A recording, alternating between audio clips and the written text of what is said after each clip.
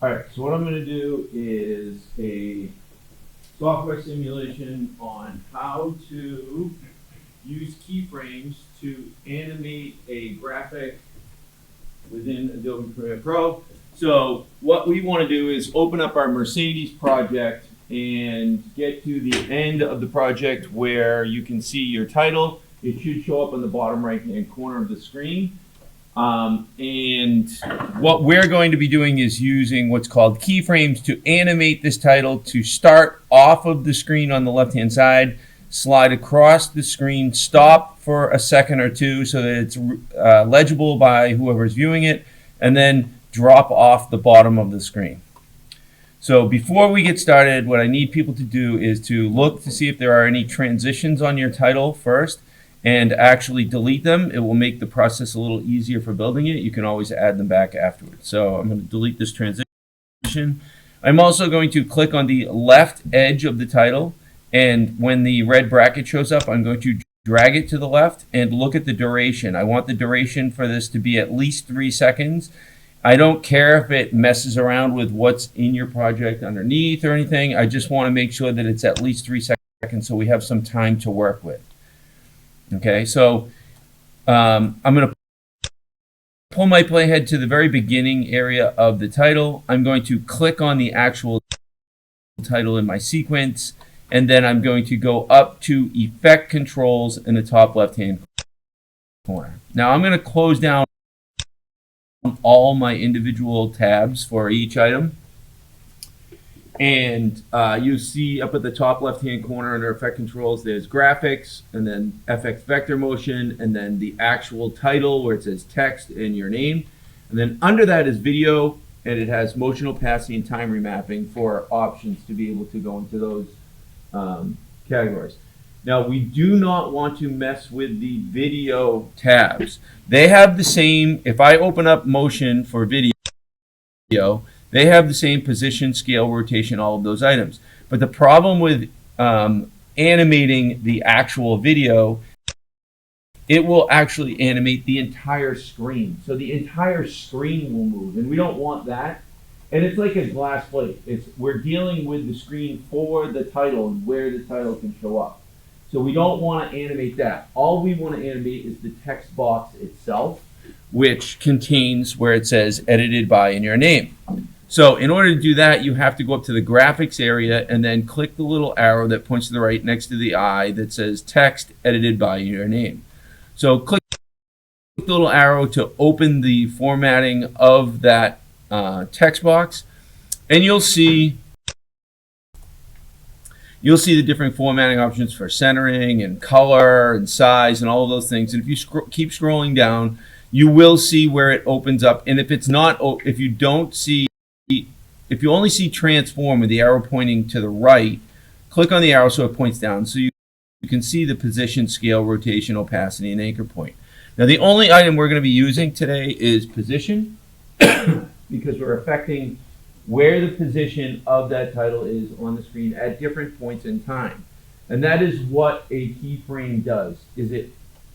Consider it like locking points in a period of time for that specific item and identifying where you want it to be and for how long you want it to be in that location, or how long it takes to get from one location to another.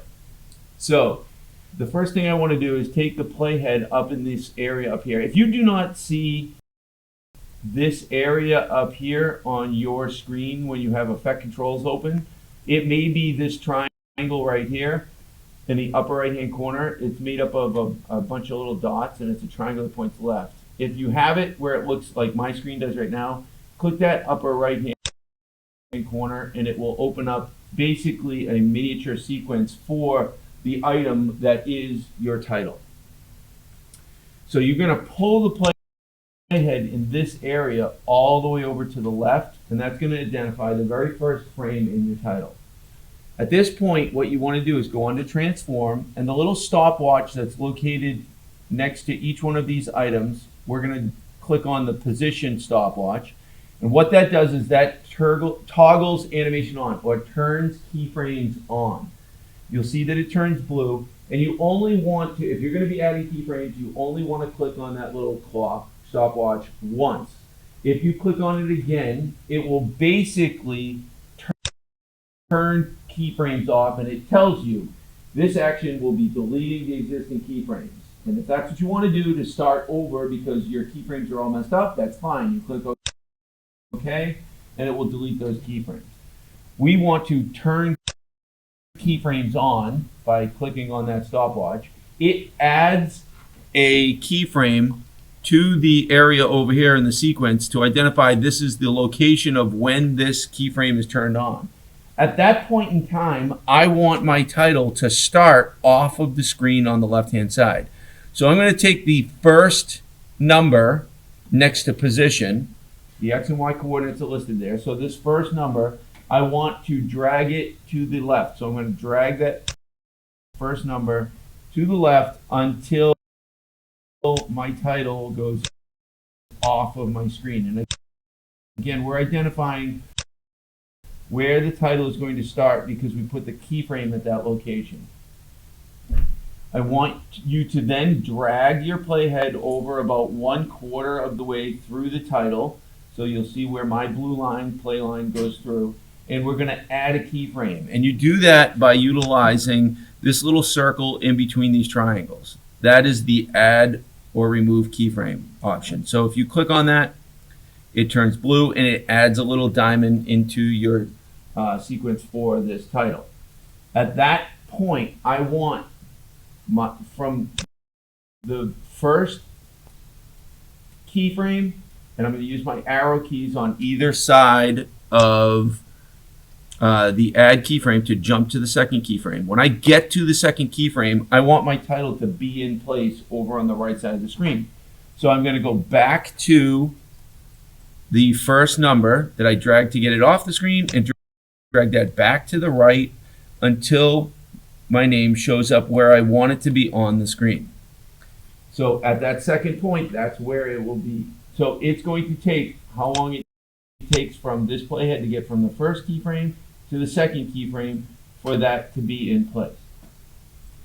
So now what I have to do is say, well, okay, I know I want this to stay in that location for a certain amount of time.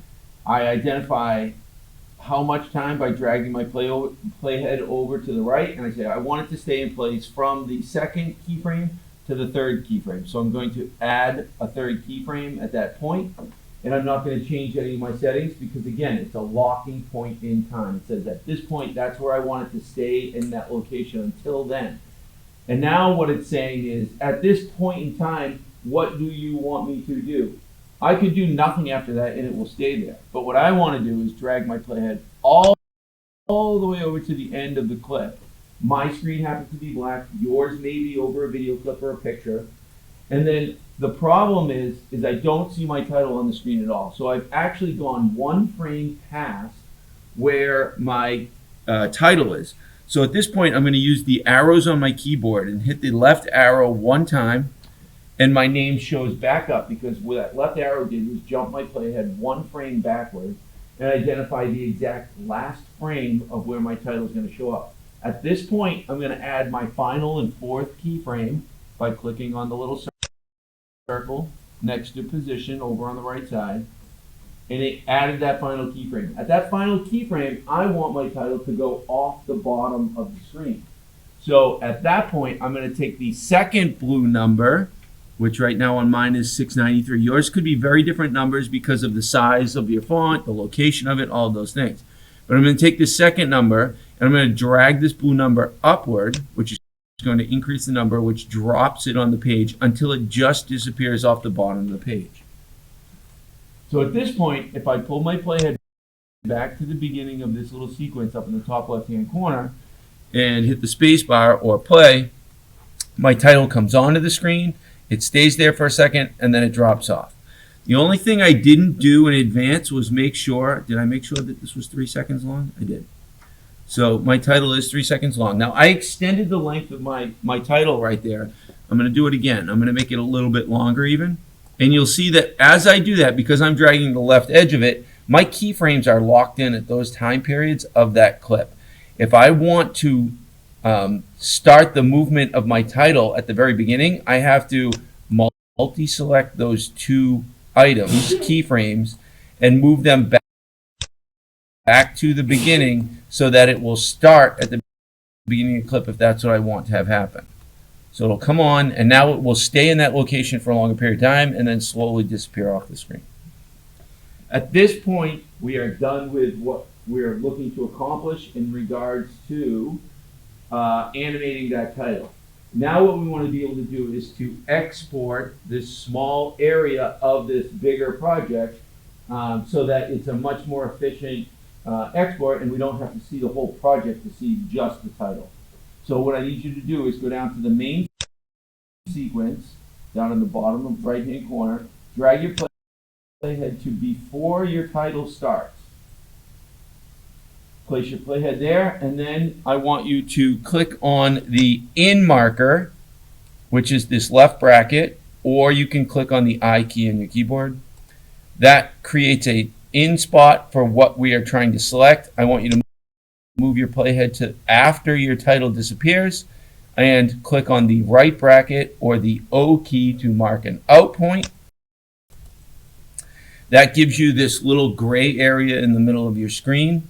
That is indicating that this is the selected area. At this point, what I'm going to do is, before I go and export this, I want to do a screenshot. The correct screenshot that I want you to do is to place your playhead over the title where your name shows up. So I can see your name in the bottom right-hand corner. I also want you to click on the actual title on your sequence so that I can see in the effect controls panel, if you were to scroll down, I want to be able to see these keyframes next to position. So if you get those on the screen, your title's on your screen on the right side, and your playhead is over that location, that is the screenshot I want you to do. So you click on the snipping tool. It asks you for a new snipping tool to take a picture. You click new. The screen turns opaque. Click and drag the entire screen, making sure to include the top section all the way down to below your time. It takes that screenshot. You're going to close this window. It's going to ask you if you want to save it. I ask that you save this as AG1 capture, and I want you to save it in the Mercedes folder. So go to the desktop, or you may have it pinned on the right-hand side. Go to the Mercedes folder, AG1 capture, click save. That saves and closes that window. We can now export. So now if I go to the tab at the top where it says export, the first thing I want to do is change the name of this file name. Right now it's copy of clip 33NS. So I'm going to select that and rename this AG1.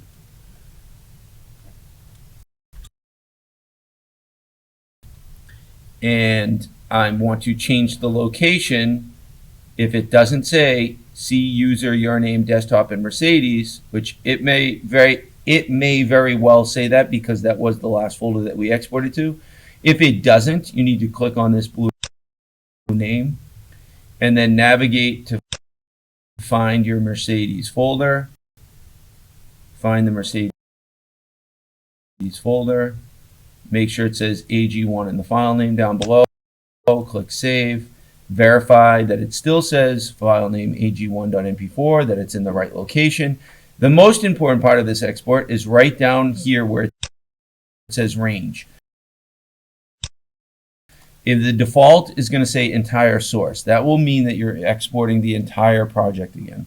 What we want to do is change entire source to source in out, because we identified that. It shows now where that source is. It also shows in the bottom right hand corner by the video how long that export will be. And you'll know that it should be somewhere between probably 3 and 5 seconds. I can click export. And those two items that we just completed are the items that you're going to be uploading into Google Classroom for this assignment called AG1. So that is, again, the export that has the extension .mp4. And I'm going to show you what it looks like so that you know. If I go to the Mercedes folder, I am never going to be uploading this PR, this pretty little purple icon thing with the extension Adobe Premiere Project or PROJ. You are uploading the AG1 capture and the AG1 video file, which is an MP4. And that's it.